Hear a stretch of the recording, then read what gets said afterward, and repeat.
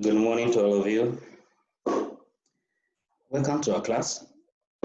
Now, I know we are quite few, but we are not going to wait for others. We're just going to proceed ahead with our class. Last time we met, I think the last thing we were discussing was on the ICS, on the internal control system, And the next bit is on test of control. Okay, I think the next topic after that was on test of control. If I'm right, okay. I think that's next week we are discussing test of controls.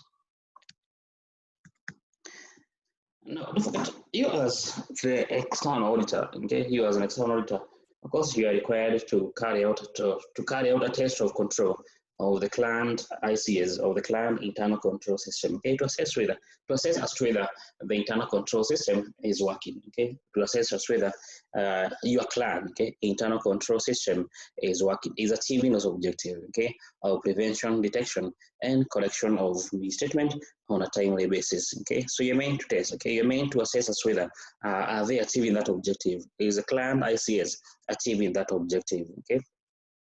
And how do you do this? Okay, how do you do this? Okay, of course, therefore, when it comes to assessing, to testing as to whether the controls are working, I normally say that you test some that exist. Okay, you cannot test controls in case this control don't exist. Okay, you test control. Okay, is a presumption that the controls exist. If they don't exist, okay, how can you test them? Okay, so therefore, you are simply to be assessing whether, first of all, the control exists. Okay, the control exists. Okay, that's the first step. Okay, do the control exist within this particular farm? Okay, if they do exist, if for example they don't exist, of course we take a look. Okay, that there is deficiency. Okay, in terms of the available, okay, controls. Okay, they are fewer than what you'd expect. Okay, of course you take a note of that. Okay, because in case they do exist, okay, in case there's some control that exists, okay, then you make an assessment. The control that exists, okay, do they work effectively? Okay, are they operational? Okay, are they achieving their ultimate objective of prevention, detection, and correction of misstatement? Okay, so you need to assess as whether that is being achieved. Now, what procedure do you use? Okay, the same procedure I think we did mention. Okay, the inquiry, okay, observation, okay, the performance, the calculation, okay, and the same procedure you can be using when carrying out the test of control. Okay, the same procedures you'll be using when it comes to testing the controls. Okay, for example, in case the client, okay, one of the control the client has put in place is they normally do carry out bank reconciliation every week. Okay, as a control measure. Okay, now this is what the client is saying that normally do. Okay, so go and assess it whether do the client normally reconcile their cash every day. As for example, okay, inspect, okay, some of the past bank reconciliation statement the firm has prepared maybe in the last 1 month, okay, in the last 5 or 6 months, okay. Ask them, inspect, okay, go through, okay, those prepared, those bank reconciliation statement, okay, through the inspection, okay. But what I mentioned here, when it comes to the test of control, okay, we know those are, they know those procedures, okay, they know the inquiry, observation, okay, we have performance. Those same procedures, performance, the calculation. What else? What is performance, calculation, inspection.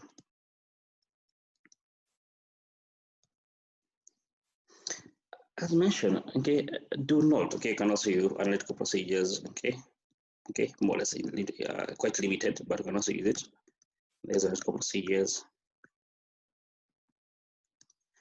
As I mentioned, don't forget, okay, do not force these procedures to work in every scenario, okay.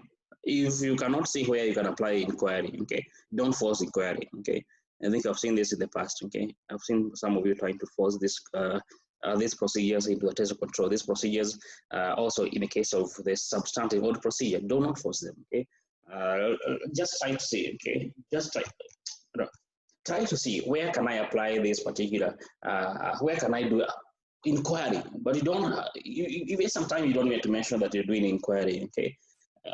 So don't attempt to force them, okay, because I think I've seen some of you trying to do that, okay. Don't try to force these procedures into a test of control, okay, or into as a substantive or a procedure, okay.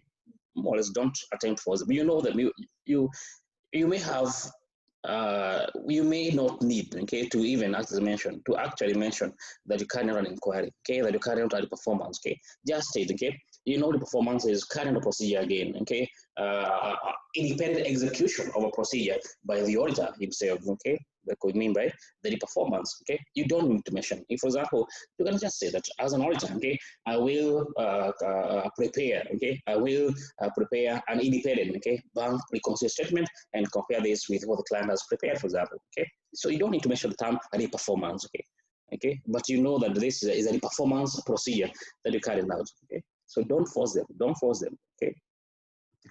Okay, that's what test control, okay. And of course, the key unique cycles, okay, where you may be asked, okay, the client is going to be asking, okay, based on the inventory cycle for this farm, okay. So you're going to be presented a case, okay, maybe a scenario sometime, okay, based on the inventory cycle for this particular company, okay. What are some of what can I say? What are some of the weakness, okay, you can find, okay. More often, how the question in this particular context will be asked, okay, is out of the scenario given, okay, identify the weakness. You can identify the weaknesses on the ICS, okay, of this particular farm, okay. What are some of the potential weaknesses you can see, okay? This farm, they seem not to carry out the reconciliation of the cash balances. That's a weakness, okay. So identify the weakness you may find on the client internal control system, okay. What next, okay? The next thing could be, okay, what are the risks, okay? What could be the potential risk of that weakness not working, okay? Of course, a discussion as to why you think that's a weakness, okay? What is going to be the repercussion, okay? What is going to be the negative impact of that control not working, okay? What is going to be the negative impact of that control not working, okay? Of course, you may also be asked to make the recommendations, okay? Recommendations. At the end of test of control, okay, you may, don't forget, it's not a must, by the way, okay. When it comes to making the recommendation, it is not a must to make a recommendation to the client, okay. Your main work was to test the control, okay. Was main work was to test the control, and you to test the controls and you draw a conclusion as to whether they are working or not working, they are effective or they are ineffective. However, to add value to your audit, to add value to the client, okay, now you may want to make a recommendation, okay. How can the client improve going forward, okay? How can the client improve going forward, okay? There are some, from your experience as an auditor, okay? What do you think, for example, okay, can be done towards prevention of debt of inventory, okay? The client seems to be losing inventory every now and then. What can the client do in order to prevent, the occurrence, okay, of inventory fraud, okay? So you can make a recommendation, okay? You can make what called the recommendation, okay? Sometimes actually, okay, as the letter you're going to address the client, okay, because you're going to be preparing a letter.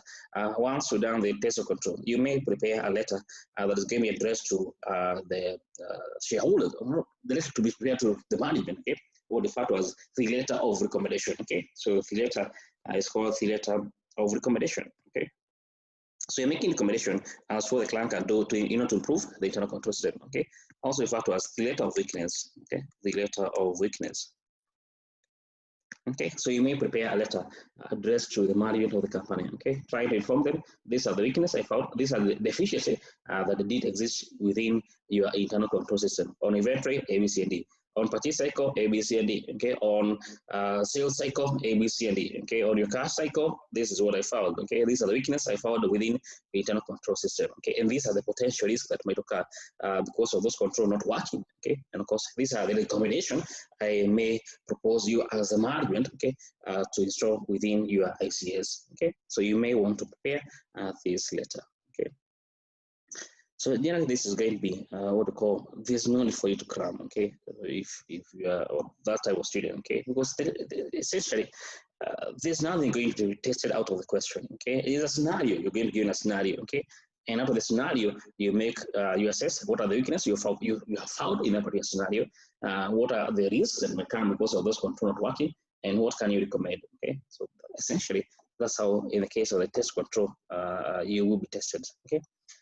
As I mentioned, don't forget, sometimes you may be asked, okay, what are the control objectives? Okay, what are the control objectives? Okay, well, the company in a sales cycle, okay, if the company has a sales cycle, the company has a cash cycle, what do they want to achieve? Okay, by them having the control, okay, by the company installing and instituting these controls within the cash system, okay, what do they want to achieve? Okay, and as I mentioned, don't forget, the word to ensure, okay? The words to ensure A, B, C, D. Now, it means for once you start the statement of to ensure, you are describing an objective. You are describing an objective, okay?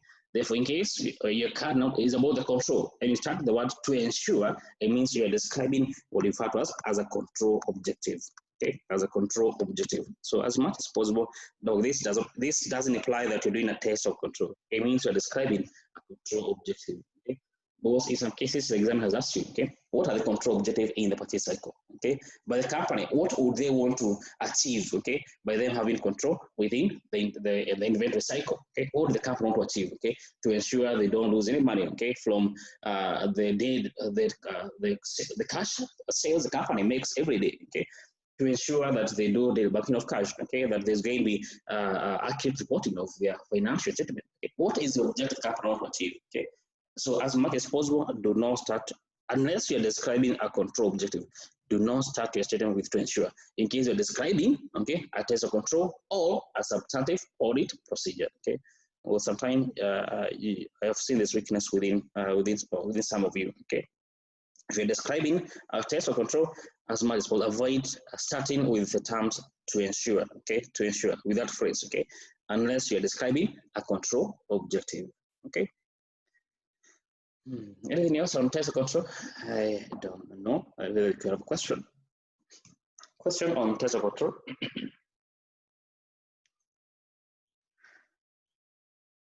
Of course, the conventional cycles, okay, will be the inventory cycle, cash cycle, sales cycle, and mostly purchase cycle, okay. That is how maybe the unique cycles within the company, okay. Inventory cycle, cash cycle, sales cycle, and the purchase cycle. That is most of the question will be revolving around those four components, okay. Purchase, sales, cash, and the inventory, okay. Question?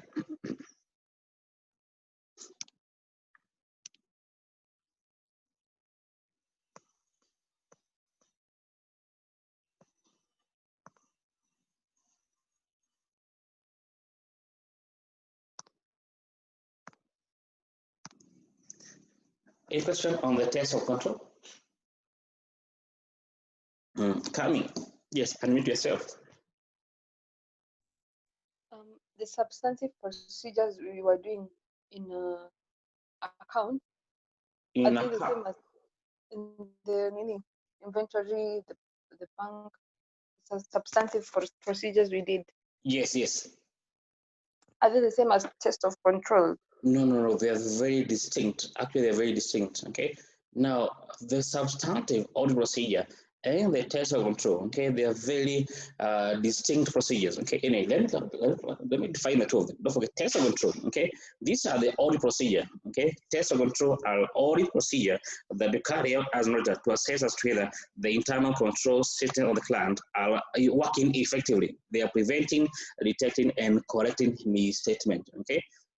This is called the test of control. Audit procedures, okay, that you use as an auditor, okay, to ascertain, to assess, to evaluate, okay, as to whether the internal control system of the company are working effectively, okay, that is, they are preventing, detecting, and correcting misstatement, okay. Now, the test of detail, okay, more or less we call the substantive audit procedures. These are tests, these are audit procedure, these are audit procedure you carry out as an auditor with a key objective of assessing whether they exist. Is there any misstatement? Okay, the key term here is there any misstatement? To ascertain as whether there could be misstatement at the financial statement and assertion level. Okay, let me repeat. Test of control, these are audit procedures. These are audit procedures you normally use as an auditor. Okay, what is the objective of them? What do you want to achieve? Ascertain as to whether the company internal control system is working. It is preventing, detecting, and correcting misstatements on a timely basis. Okay. Now, test of detail, what we refer to as the substantive audit procedure. These are audit procedure. These are audit procedures you normally carry as an auditor, okay, at the financial statement assertion level to assess as to whether there exists any misstatement, okay, on those assertion level. Okay, that's the key distinction. Okay. The test of control, you don't know, your purpose is not about trying to assess as there is misstatement. You want to assess whether are the controls working, okay? Are the controls working? Are they achieving their purpose? In the case of test of detail, okay, the substantive procedure, the substantive audit procedure, these are audit procedures, okay, they may be inquiry, the same inquiry, performance, calculation, but now the objective is different, okay. Your main work under the test of detail is to ascertain, to assess whether there could be any existence, okay, of material misstatement at the financial statement assertion level, okay, on accuracy, on completeness, okay, what else, okay, on allocation, classification, rights and obligations, okay. The procedure, the audit procedure you're going to be using on each of those financial statement assertion level with the key purpose of assessing whether there could there be misstatement, okay, on accuracy, okay, could be accuracy as an assertion, be misstated, okay, either materially or otherwise, okay. Now that's called the test audit or the substantive audit procedure, okay. I hope that's clear. That's clear for me. If not, let me know. Is it clear? Yeah. Yeah. So don't forget. Actually, sometimes examiner may ask you. Okay, distinguish between test of control and test of detail. Okay, don't forget they're very different. Okay, test of control and test of detail. Okay, test of control, you say that these are procedure, these are audit procedure. Okay, you use as an auditor. Okay, what's your purpose? What do you want to achieve? To assess and make an evaluation as to whether the company internal control system is working. Okay, that is, it is preventing, detecting, and correcting misstatements on a timely basis. What is substantive audit procedure? Okay, conventionally, or referred to as the test of detail. These are audit procedures you use as an auditor, okay, on the financial statement assertion level with the key purpose of ascertaining as whether, okay, could there be misstatement, okay, could there be any misstatement that occurs on those assertion levels, okay. Any other question?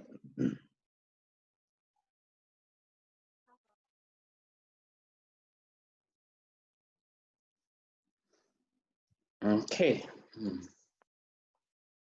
If there's no question, then we can go to the next topic. What is the next topic?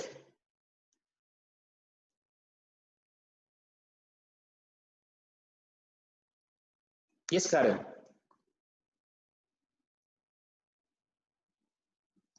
Karen?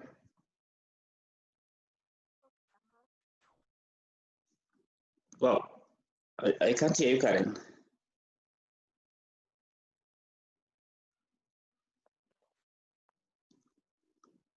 Karen, I cannot hear you at all.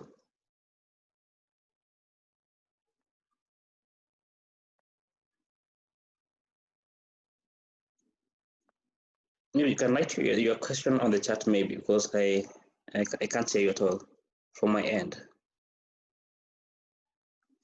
Now, Karen is asking a question. Any other question you'll be having on the test of control?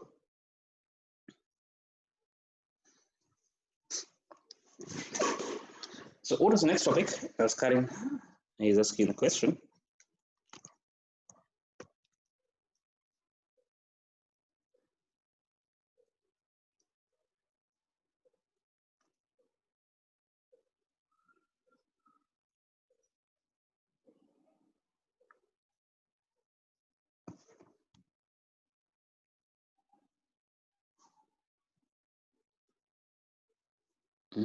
What was the next topic?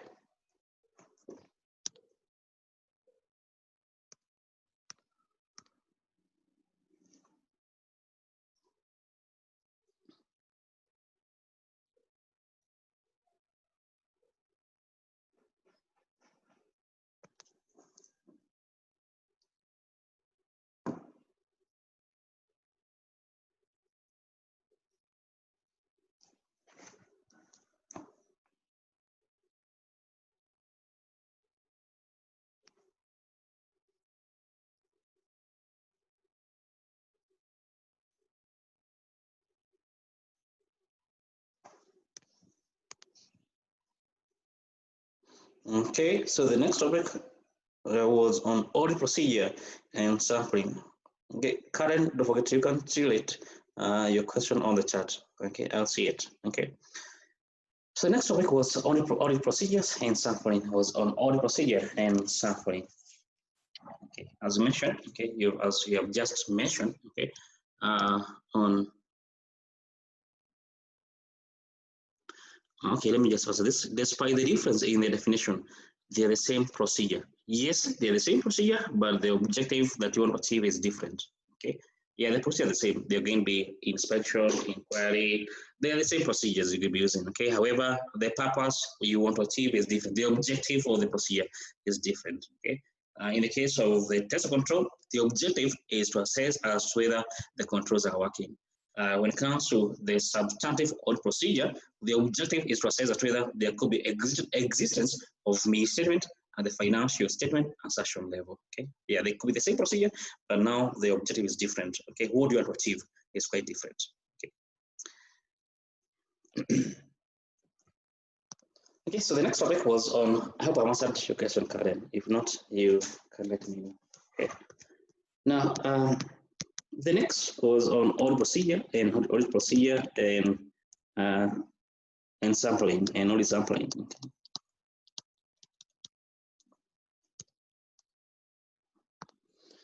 Now, when it comes to audit procedure, I think we have just mentioned them. Okay. Now, these are going to be procedures. Okay, you're going to use as an auditor with the main purpose. Okay, with the objective, this whole objective of assessing Australia, evaluating. Okay, Australia, there could be existence of material misstatement at the financial statement assertion level. Okay, at the financial statement assertion level. Okay.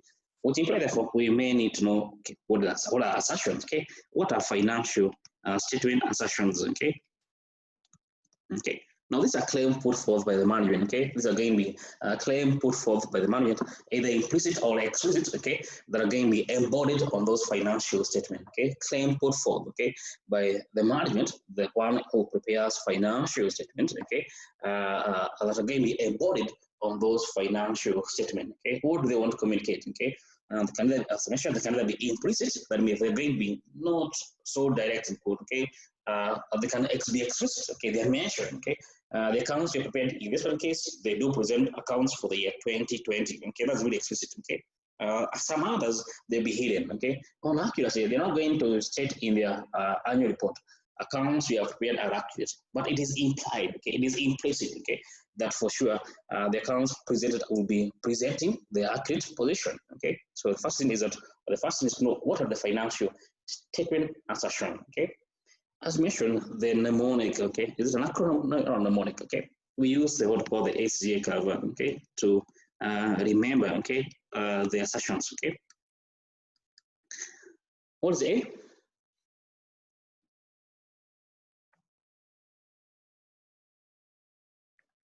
These assertions, you should have them at your fingertips. What is A? Unmute yourself. Accuracy. Accuracy. A is? Accuracy. Accuracy. Okay, we have A, B, and accuracy. Okay, C.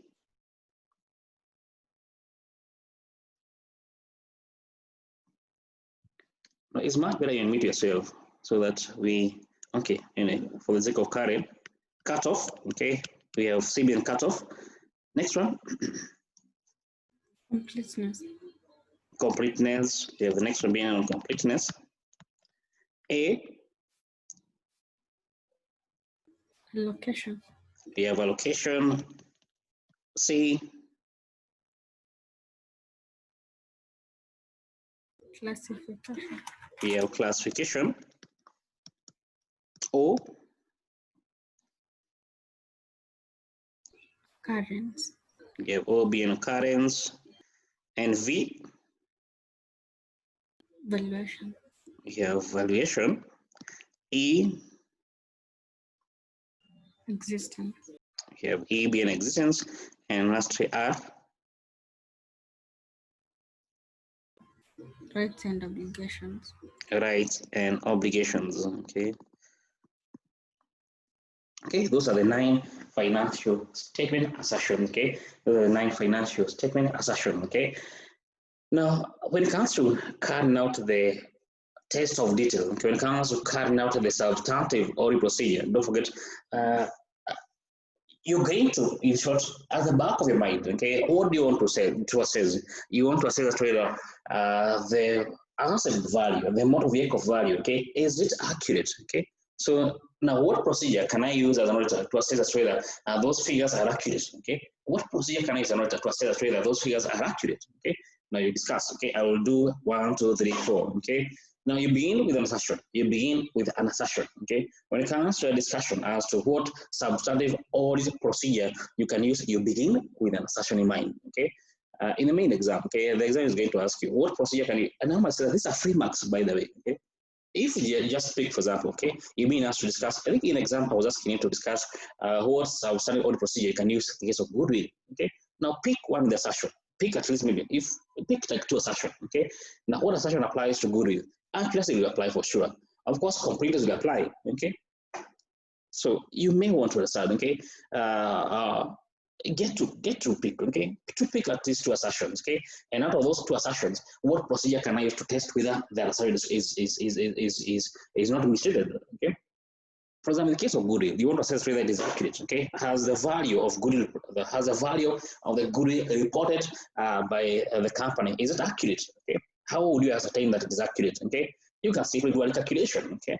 You're going to be asking the company, provide me with a sale agreement, okay, with your purchase agreement, okay, or in this case, therefore, the sale agreement you have, okay, confirm, therefore, the figure that will be used to prepare or to be the sales consideration, okay, versus what has been reported in the sale agreement, okay.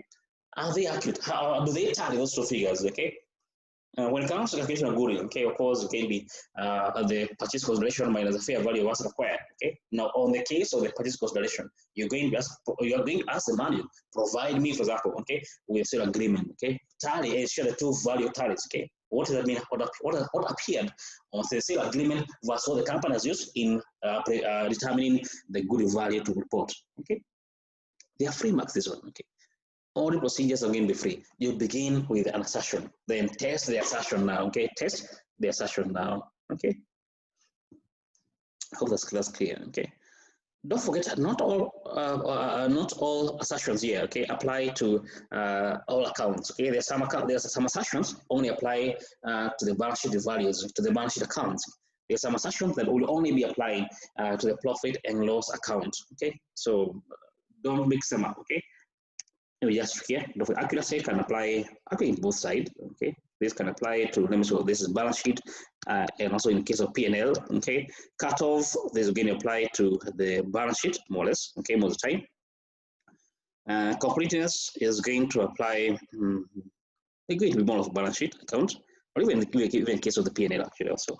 Okay, also this can also be for both. Okay, P&L. Okay. Cutoff is more towards, it can apply to both actually. Let me come back to it. Allocation, okay, it's going to be a P&L account, okay, in the case of allocation, okay. Classification is both sides, okay, balance sheet account was also the case of the P&L account, okay. Occurrence, there's going to be P&L, okay. Account, evaluation, it's more towards the balance sheet, okay. Existence, whether they exist, this is a balance sheet, okay, and of course it's going to be the side of the balance sheet, okay.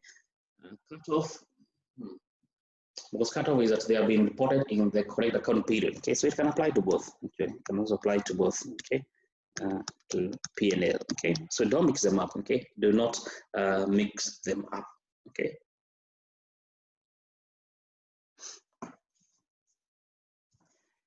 Okay, and those are the 9 financial strain assertions, okay. The procedure I mentioned, okay, the core procedures that I mentioned, okay, of course, they are the inquiry, okay, let me just repeat, okay. We have the performance, in this case, even called third-party confirmation, okay, third-party confirmation. We have inspection, we have the use of analytic procedures, There's we have inquiry recalculation. Of course, we have also observation. There's 7 of them. Yes, there's 7 of them. Okay, 1, 2, okay, 3, 4, okay, 5, 6, and you have 7. Okay, those are the 7 procedures. Okay, don't forget, as mentioned, they can also be applied. They can also apply in the case of test of detail. Okay, in the case of test of control. Okay, The difference here is about what objective do you want to achieve, okay? What objective do you want to achieve in each of the procedure? Okay, so that's on the audit procedure. Anything that I may have missed? Okay, any question in case you have, let me know.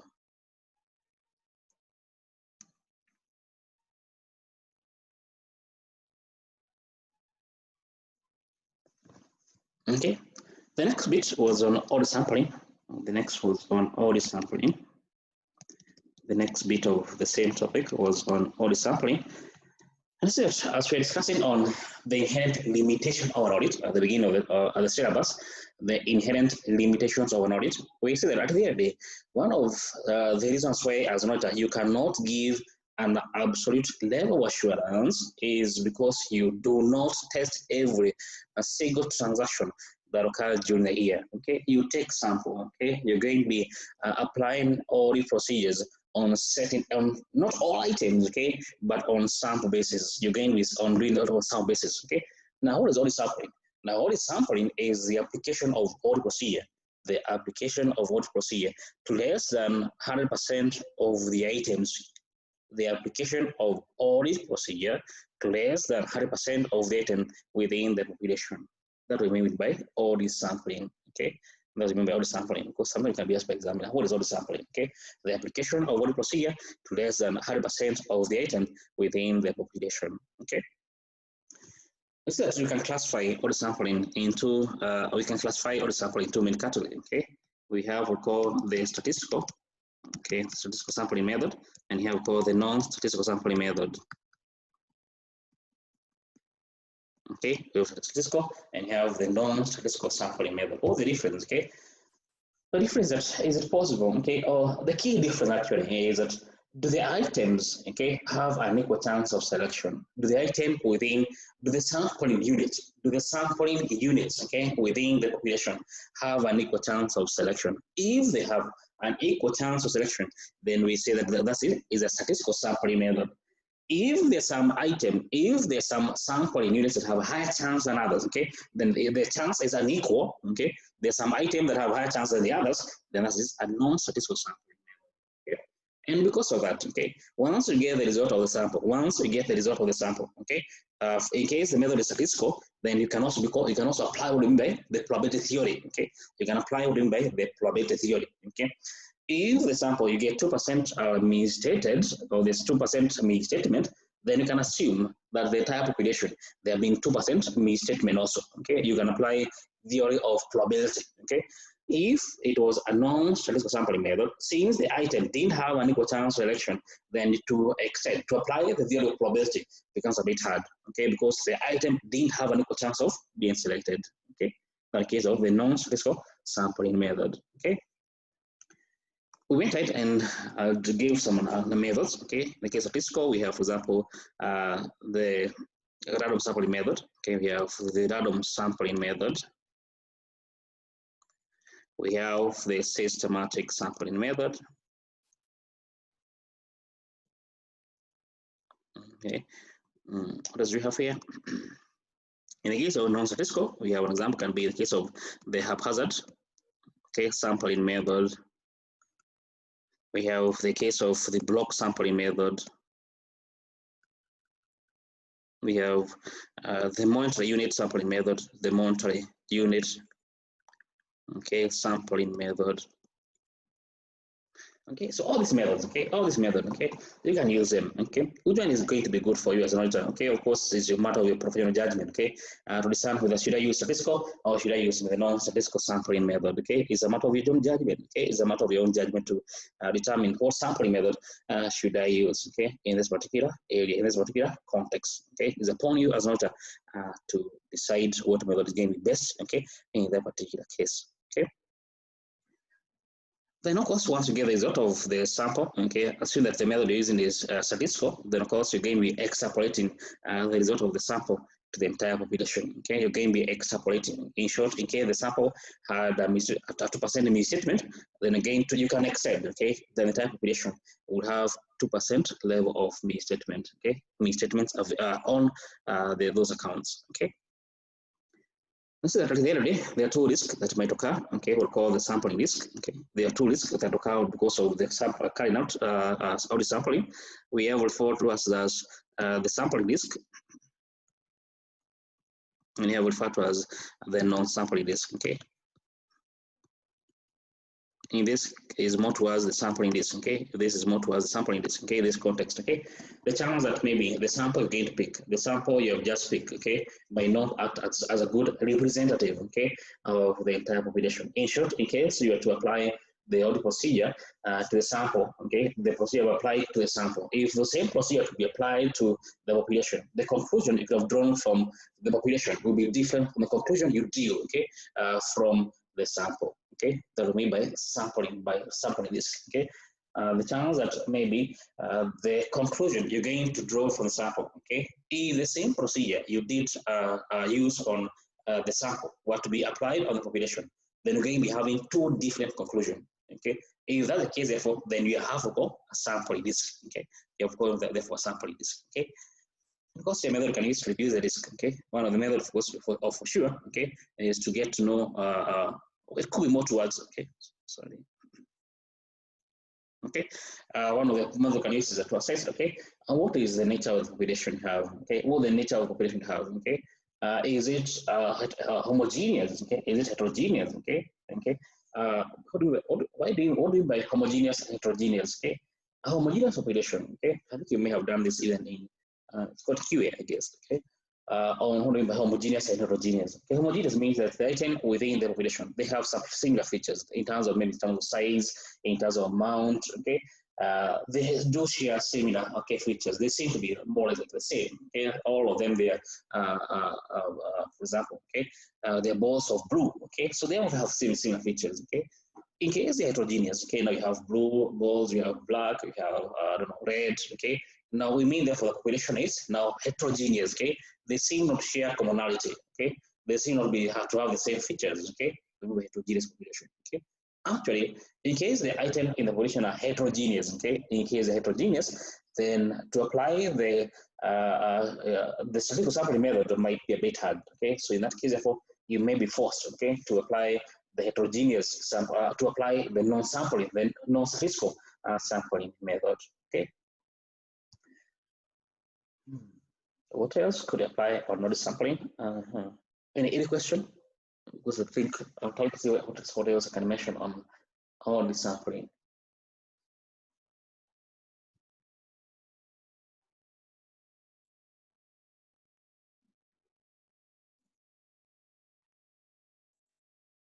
And maybe just to make a mention, okay, on what you can do to reduce the risk, okay. We see that in case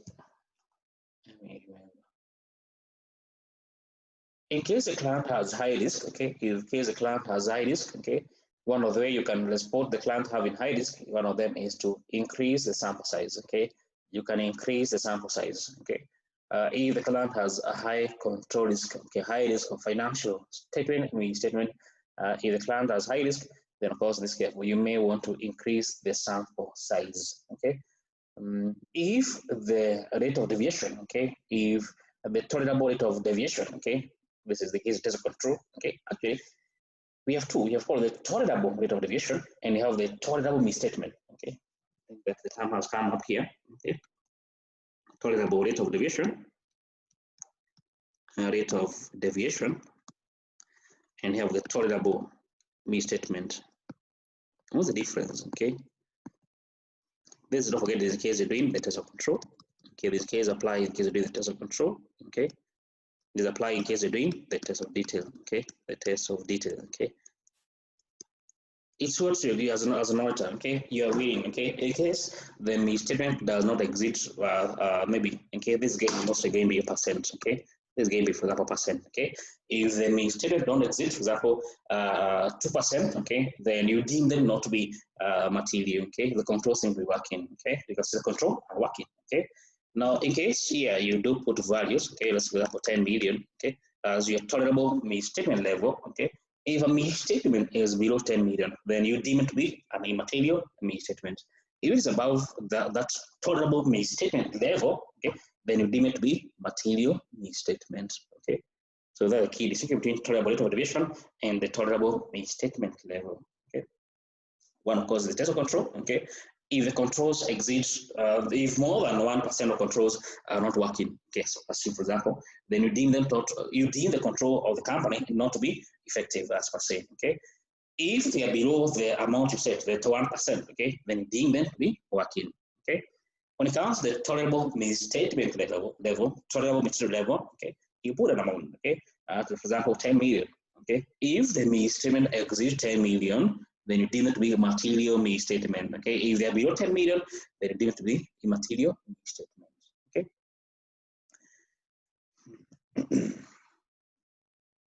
Then you have to call the anomalous error. Okay, or call the anomalous error. The anomalous error. Okay, no, they call one-off error. Okay, they call the one-off errors. Okay.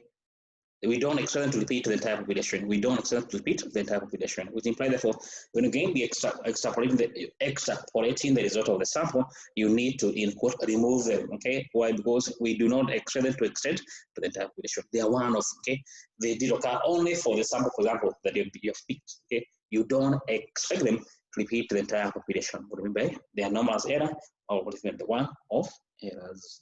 Okay. Any question on that topic? Audit sampling, audit procedures and audit sampling.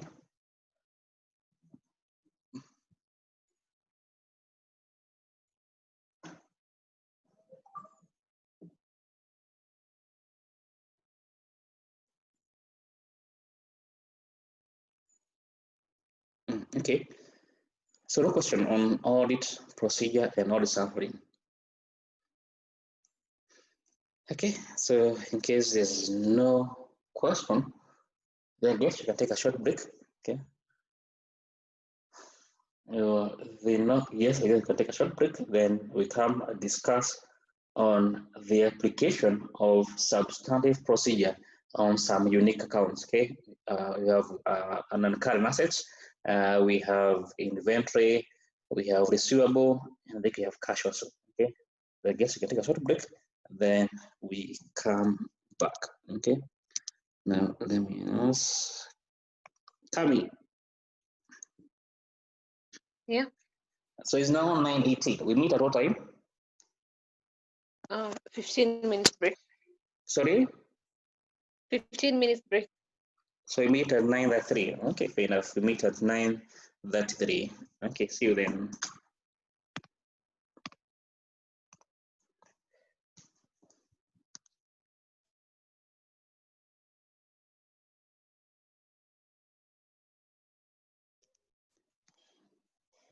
Okay, so that was those first two topics from the audit procedure and audit sampling. Okay, so next, I think we did mention, we discussed the unique procedure for some unique accounts. Okay, one of them was on motor vehicle. Okay, for the vehicle, okay, there's nothing more or less so unique. Okay, except when it comes to doing the test, when it comes to carrying out the substantive audit procedure. In the case of motor vehicle, you're only going to the same way you just done. Okay, pick what are the assumptions, what are the financial statement assumptions. Okay, what are the financial statement assumptions that will be applying on this particular non-current assets. Okay, and what procedure can I use, and what procedures can I use as an auditor when it comes to the when it comes to the non-current assets. Okay, so you begin. Okay, in the exam, you may not write down the assertion, okay, but begin by deciding, okay, this there is the assertion I want to test. Then you carry out, okay, then you decide these are the procedures I will be carrying out in order, okay, to assess on the assertions that I've noted down, okay. In the exam, I think I was asking about the goodwill, okay. I was asking about what procedure can you carry out in the case of goodwill, okay. I think I did mention one of them was on the case of if you want to assess on the accuracy of the reported value for the goodwill, okay, you're simply going to be asking the margin, okay, inspect the purchase or the sales consideration, okay, ensure that it tallies with what has been used in calculating, okay, the goodwill, okay. So as per the sales agreement, the purchase consideration ought to tally, okay, with what was in the purchase agreement, okay. So inspect, okay, ask the manager, okay, to provide you with those sales agreement, okay. What else? You may want to do the recalculation yourself, okay. You may want to calculate the figures yourself, okay. Carry out calculation of the goodwill, okay, the goodwill values, okay, figures, okay, yourself as an auditor, okay, which will be equal to, of course, will be equal to purchase consideration minus, for example, the fair value of the assets acquired, okay, fair value of the asset acquired, okay. The next question is on the fair value of the asset, okay, on the fair value of the asset, okay. Someone is going the valuation, okay, someone will be carrying up the valuation, okay, so it's going to be a value, okay. Ask the manager, okay, inspect the valuation certificate that was issued at the point of valuation for the assets that have been acquired by the company, okay. Is the fair value of the asset, okay. Who did that fair valuation? Ask for the inspection certificate that they did provide when doing the valuation, okay. That is some procedure you can carry out, okay. And this, I was asking, I think for 2 or 3 procedures, okay. So they're more than what they're quite many procedures you can carry out, okay, when it comes to the non-current assets, okay. So don't forget, you begin with the assertion. Begin with the assertion, okay. You begin with the assertion. Then, what procedure can I use to test that assertion, okay? I don't think there's anything unique towards the non-current assets. Any question on the non-current assets? I don't think there's anything unique that I may want to mention there. Question on the non-current assets?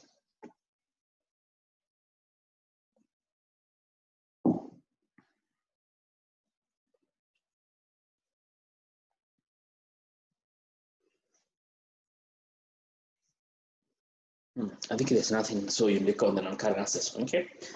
The next account was on inventory. The next unique account was on inventory. Same thing apply even in case of the inventory, okay? So that when it comes to testing for the inventory, when it comes to carrying out the substantive audit procedure, the same process you're going to be following, okay? You begin with a fashion, then you carry out, okay, procedures, okay, that are meant to assess as whether there could be any chance that that assertion might be stated, okay. In the case of inventory, we mentioned one of the unique procedure is on the inventory count, okay, is on the inventory count, okay, to ascertain as whether the inventory do exist, okay, on the existence of the inventory. Do the inventory exist, okay? And one of the unique procedure you can use is the inventory count, okay, is the inventory count, okay. And so that when it comes to the inventory count, okay, what you can do as an auditor is ask the client in advance, okay, at the point of engagement, when are you going to be doing the inventory count? Okay, the client will tell you we shall do inventory count in the month of November, okay. This is going to be the location, okay, where the inventory will be, okay. This is the warehouse, these are the persons, okay. These are the persons who are going to be involved in the inventory count. Then you as an auditor, you plan, and the audit plan instead, okay, you plan in advance, okay. If the inventory count will be done in the month of September, then you can block your diary, okay, on that particular day to attend the inventory count, okay. Don't forget, as you know, don't forget, you're going to be, as for say, you're not the one who do the actual count. Your main concern is more to attend the inventory count, okay, to check on the instruction given to the counters, okay. Are those instructions clear, okay? Do they understand them well, okay? And of course, you can do what we call the test count, okay? You can call the test count, okay? To confirm, for example, on whatever the results the count has obtained versus what you're going to be obtaining, okay? Doing what we call a test count, okay? First, are the procedure given to the counter appropriate, okay? Are they understood? Can they be understood by the counters, okay? At the same time, you can also do a test count, okay? So the unique procedure we normally have in the case of inventory is the inventory count, okay? And so the inventory count can be done, or a client can have, they can follow this system, okay? We have called the perpetual inventory count, okay? We have recall before year end, okay? And you have called before and after, can be before and after, and have after year end.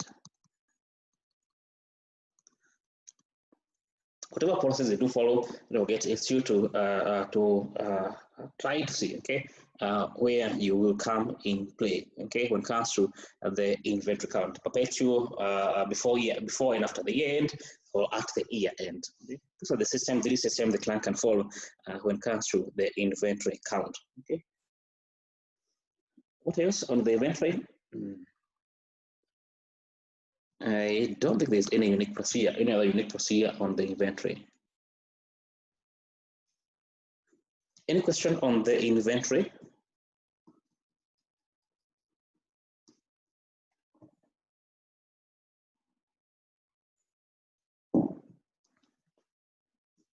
I don't think there's any other unique procedure of the inventory. Anyway, towards the requirement of IS2, okay, don't forget when it comes to valuation of inventory, you're meant to value them at the law of cost. Okay, you're meant to value them at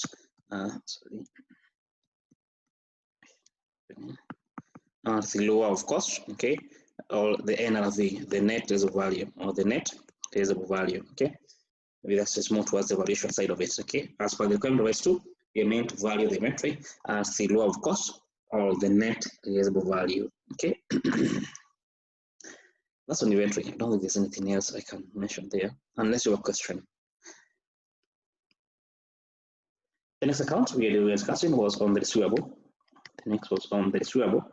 And in this case, we had a unique procedure, okay, the third party confirmation.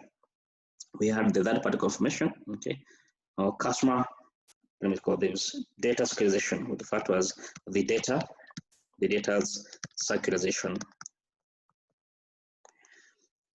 In the case of the data securitization, don't forget to say this you're going to you as an auditor, okay, of course through your client, okay, it's not you going to do it, okay, of course through your client, okay. You're going to be asking maybe the customers of the company, you're going to be drafting or the client, actually, okay. Of course, it is you who is going to instigate this process. It is you who is going to be instigating this process, okay. You're going to be asking the client or the customers of this client, okay, how much money do you owe the company at that 1st of December 2019, okay. We want to do the audit of the year 2019, okay. You are the customer of my company, my client, company ABC, and I am the auditor, okay. So I would want to confirm, okay, the customer's balances, okay, your balance, okay, at this point in time. Of course, don't forget, as I mentioned, the client is one who's going to be drafting this letter. He's going to be informing the client, their customer, kindly confirm to our auditor how much money you are owing us at that 1st of December 2019, okay. As for our records, this is what you owe. This is what you owe us, okay, as company, as ABC company, okay. Confirm or make a response to our auditor on the envelope enclosed here, okay, confirming to them whether the figure is correct or is not correct. If it is not correct, if possible, okay, could you attach a statement, okay, on your side, okay. From a side you have attached a statement, okay. Then as you make the response, kindly also attach a statement. In quote, your supplier statement, okay. Don't forget, from a side you are our customer, so therefore you have attached a customer statement. From your side, we are your supplier, okay, as company ABC. Therefore, why don't you attach, in quote, the supplier statement when making the response to our auditor, okay? In short, that's how it will be like, okay? Don't forget, you're not the one who is going to be writing, okay? Of course, you're the one who's going to be guiding the entire process, okay? On letter writing, receiving the responses. In a case of undelivered letters, it is used to maintain it from beginning until the end, from beginning until the end, okay. What customers do we pick, okay? What if the client, by the way, what if the client refuses you to contact their customer? Because it can happen, okay? The client refuses you to contact their customer, okay? Don't forget that is an example of scope limitation. And I think I asked you in the mock, okay? Discuss scenarios, okay, where there could be scope limitation. Now, this is one of them, okay? If the client refuses you to contact their customer. Actually, even in the case of inventory, one of the procedures you can use here, I've just remembered, is if the company has inventory that are held by that party. The company has inventory, not in the company warehouse, okay, but in someone else's warehouse, okay? Then, of course, you as an auditor, you may have to contact that person who is keeping the inventory on behalf of the company, either as a custodian, whatever it is, okay? So you may want to have a call also the case of the third party confirmation even here.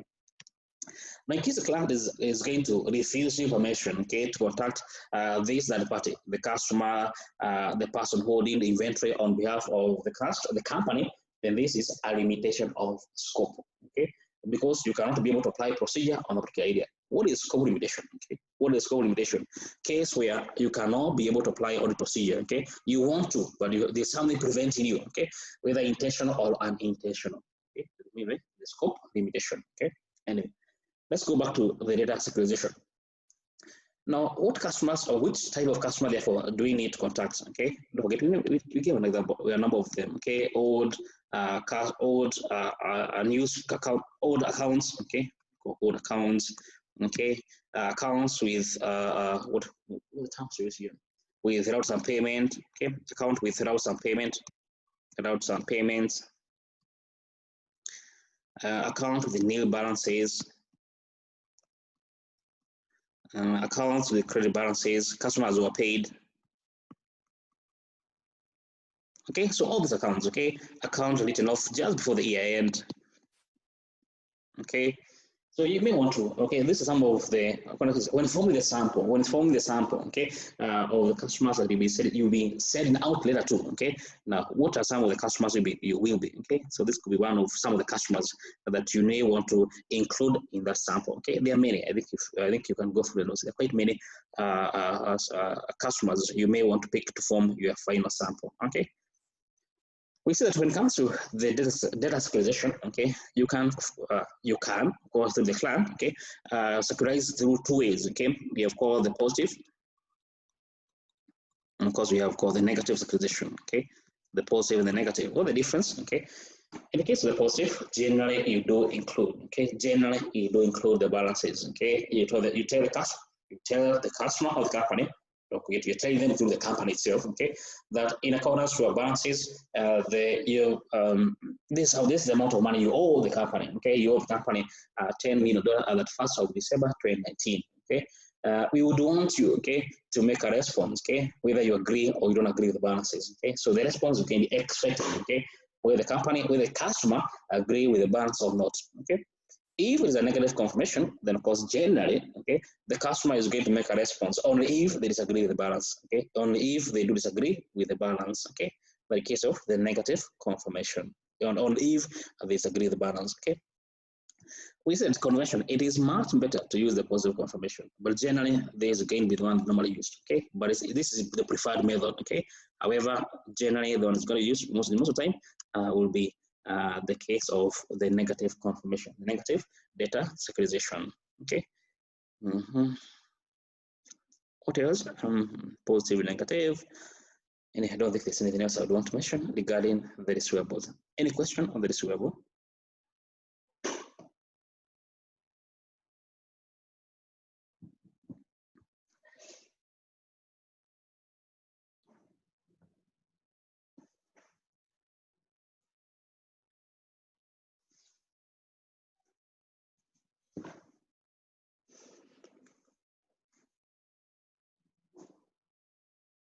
Okay, I don't think it's anything else unless you have a question. The next account was on cash. Okay, the next account was on cash. When it comes to the rate of cash, of course, the unique procedure is the third-party confirmation. Okay, is the bank confirmation. Okay, the bank confirmation. Just like the case of inventory, the case of receivable. Now here you're going to be asking the client to draft a letter. Okay, that is going to be addressed to the bank. Asking the bank to confirm some things. Okay, asking the bank, for example, to confirm in case they are custodian to company assets. Okay, in the case the bank is a custodian. Okay, if they have assets that belong to the company, that they act as custodian. Okay, as custodian. Okay, any assets that are used as a security, the company has taken loans. Okay, and some of the assets are being used as a collateral. Okay, against that loan. Okay, they're being used as collateral against that loan. Okay. Also, in case, of course, loan balances, okay, loan balances, okay, that may have been interest the company has paid over the last maybe 2 years, maybe the last 1 year, for example, okay. A number of things will confirm, okay. What else can I want to confirm for a bank? Okay, overdraft balances, okay, unused credit facility, okay. So all these are things that whatever you may want to confirm from the bank, okay, regarding your client, okay, whatever you want to confirm from the bank regarding your client, okay. So there are many things that you may want to ask the bank, quite diverse number of things you may want to ask the bank.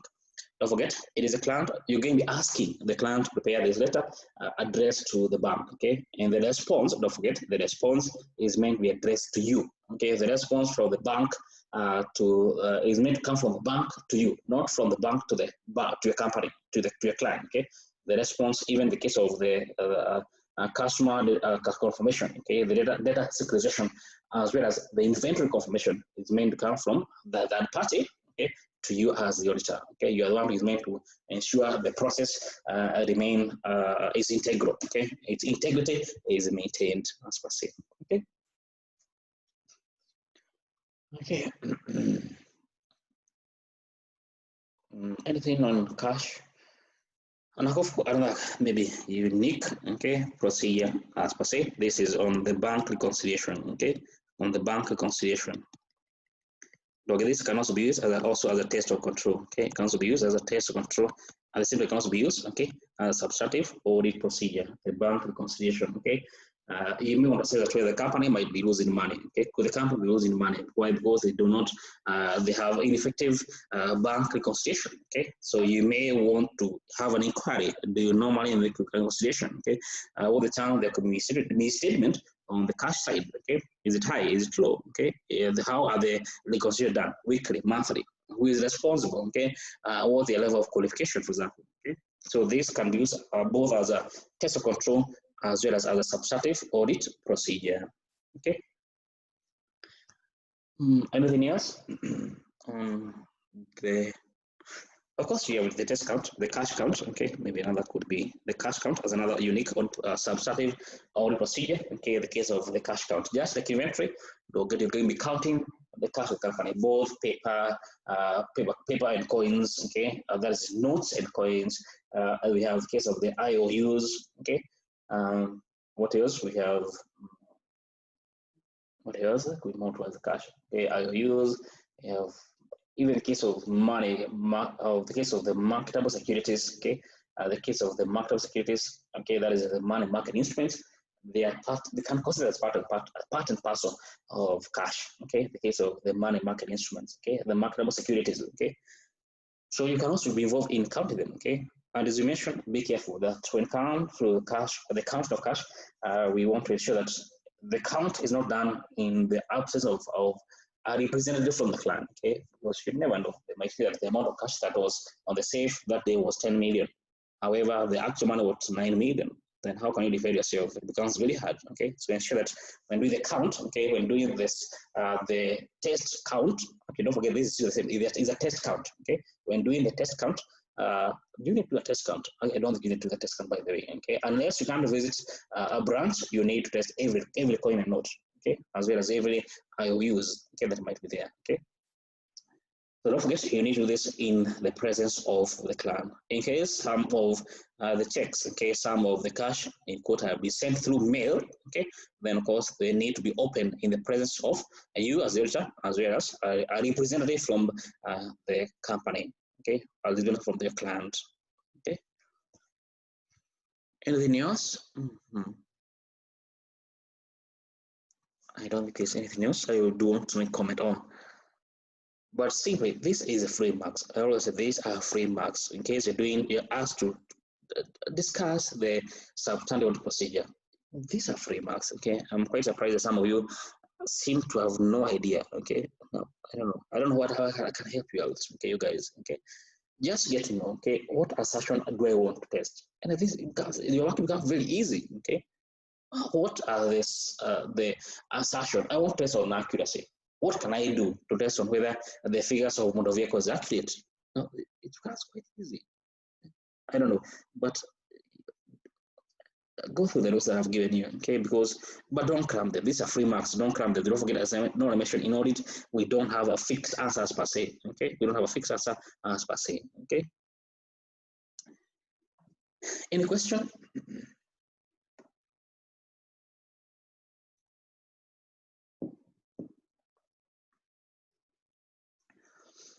Okay, so in case there's no question, I guess we can end the class there. We meet tomorrow, and I guess we can wrap off. We can wrap it off tomorrow with the subsequent events review, going concern review, audit report.